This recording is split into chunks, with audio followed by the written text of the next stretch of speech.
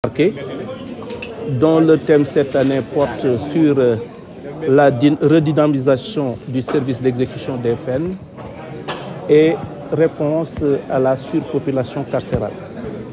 Comme vous le savez donc, chaque année, les procureurs de la République, les procureurs généraux près les cours d'appel du Sénégal se retrouvent avec le garde des Sceaux, ministre de la Justice, ainsi que le directeur des affaires criminelles et des grâces qui en est le maître d'œuvre, et l'ensemble des directeurs du ministère de la Justice pour réfléchir sur un thème d'actualité résultant justement de l'examen du fonctionnement de nos juridictions.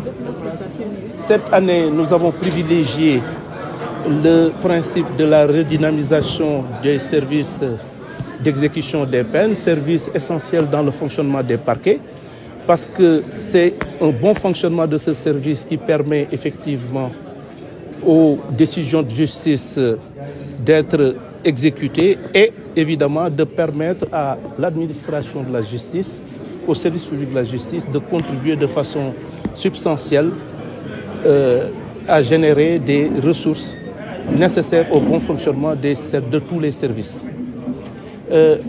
Évidemment, il y a par ailleurs la réponse au problème de la surpopulation carcérale, qui est un problème réel, parce que comme on l'a déjà dit, cette population croît de façon inquiétante et il est tout à fait normal, il est tout à fait impératif même de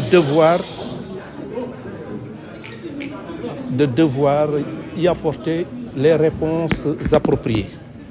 Et c'est pour moi le lieu de féliciter tous les procureurs de la République qui, au quotidien, abattent un travail extrêmement important dans le cadre de la préservation de l'ordre public et dans le cadre du bon fonctionnement du service public de la justice qui est essentiel pour le développement économique et social.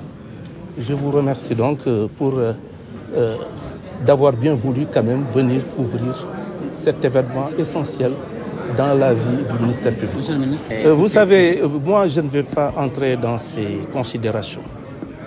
Nous sommes dans le cadre d'une procédure pénale. Vous le savez, la procédure dont vous parlez résulte d'un rapport de la CENTIF. Vous savez, les rapports de la CENTIF sont remis directement au procureur de la République. Directement. C'est dire donc que l'autorité politique que je représente quelque part dans le fonctionnement de la justice n'a absolument rien à y voir. Et au terme de la loi de 2004 sur le blanchiment des capitaux, le procureur de la République a l'obligation légale de saisir immédiatement le juge d'instruction. En l'espèce, c'est la qualité de la personne mise en cause et que vous venez de citer qui, évidemment, entraîne ces contraintes procédurales que nous nous efforçons de respecter justement pour préserver cette légalité qui nous préoccupe tant.